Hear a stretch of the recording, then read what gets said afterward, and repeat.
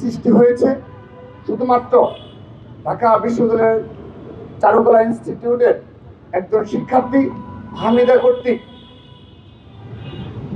সাবেক ছাত্রলীগের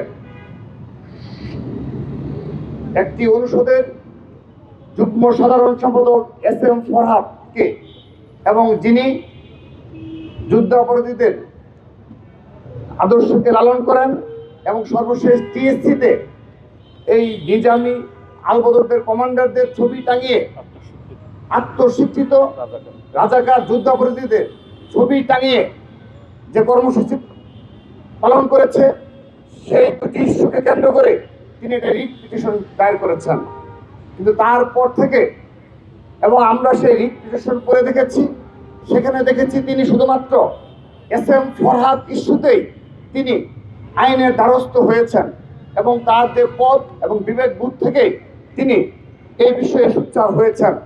কিন্তু একটি রায়কে কেন্দ্র করে হঠাৎ করেই ঢাকা বিশ্ববিদ্যালয় পরিস্থিতিকে উত্তপ্ত করা হলো এবং আমরা লক্ষ্য করলাম সেখানে একটা ক্রেডিটবাজিরও খেলা চলেছে এবং সেই ক্রেডিটবাজির খেলায় আমরা দেখেছি একজন আইনজীবী রয়েছেন ঢাকা বিশ্ববিদ্যালয়ের নিযুক্ত প্রায় 12 জন আইনজীবীর মধ্যে সম্মানিত VC স্যার এমন একজনকে নিযুক্ত করেছেন যিনি ছাত্র শিবিরের ঢাকা বিশ্ববিদ্যালয়ের সাবেক সাধারণ সম্পাদক এবং সে সময় সাধারণ সম্পাদক ছিলেন যখন ছাত্র শিবির রক কাটার জন্য সারা দেশে ক্যাডারদের দ্বারা পরিচালিত একটি সংগঠন ছিল।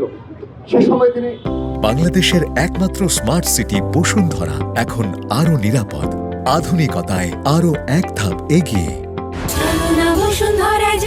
সে সময় তিনি ছাত্র শিবিরের ঢাকা বিশ্বের সাধারণ সম্পাদকের দায়িত্ব পালন করেছেন।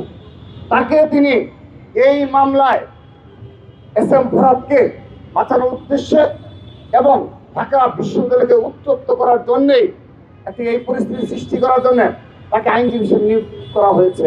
পরবর্তীতে আমরা দেখলাম যে মামলায় চাওয়া হয়েছে শুধুমাত্র SM ফরহাদের বিচার এবং মুক্তিযুদ্ধ বিরোধী এবং ডাকসুর গঠনতন্ত্র অনুযায়ী স্বাধীনতা বিরোধীদের ডাকসুতে অংশগ্রহণ করার সুযোগ রয়েছে কিনা এবং ছাত্রলীগের যারা সাবেক পদধারী নেতৃত্ব তাদের ডাকসুতে অংশগ্রহণ করার সুযোগ রয়েছে কিনা তিনি সেই ইস্যুতে শুধুমাত্র রিট পিটিশন করেছেন। কিন্তু আমরা দেখলাম সেখানে রায় দেওয়া হলো ডাকসু স্থগিতের এবং আইনজীবী ছিলেন শিশির মনির। আমরা এ দ্বারা কি বুঝতে পারি?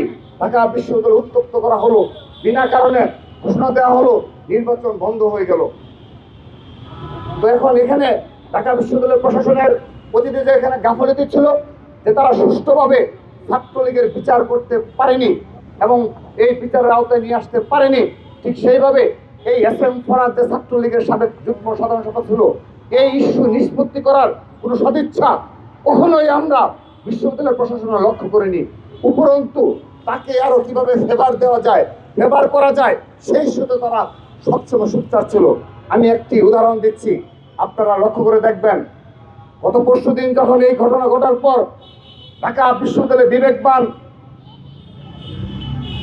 ছাত্র সমাজ যখন জেগে উঠল, সে সময় এই আলী হোসেনের কে বহিষ্কারের দাবি সহ এই ছাত্র শিবিরের বিরুদ্ধে যখন ছাত্র সমাজ জেগে উঠল, সেই সময় আমরা লক্ষ্য করে দেখলাম ঢাকা বিশ্ববিদ্যালয় বরাবর একটি প্যানেল এবং ছাত্র শিবিরের ঢাকা বিশ্ববিদ্যালয়ের সভাপতি এবং GS প্রার্থী SM ফরহাদ নিজে গিয়ে একটি নাটক মধ্যস্থ করে তিনি একটি অ্যাপ্লিকেশন করলেন ঢাকা বিশ্ববিদ্যালয় বরাবর।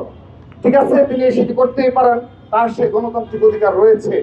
কিন্তু আপনারা প্রেস লিস্টে লক্ষ্য করবেন ঢাকা বিশ্ববিদ্যালয়ের, সেখানে দেখবেন 3 সদস্য বিশিষ্ট কমিটি গঠন করা হয়েছে এবং তারা স্পষ্টভাবে সেখানে উল্লেখ করেছে যে ছাত্র শিবিরের সাধারণ ঢাকা বিশ্ববিদ্যালয়ের সভাপতি SM ফরহাদের আবেদনের প্রেক্ষিতে ঢাকা বিশ্ববিদ্যালয় প্রশাসন নাকি এই তদন্ত কমিটি গঠন করেছে।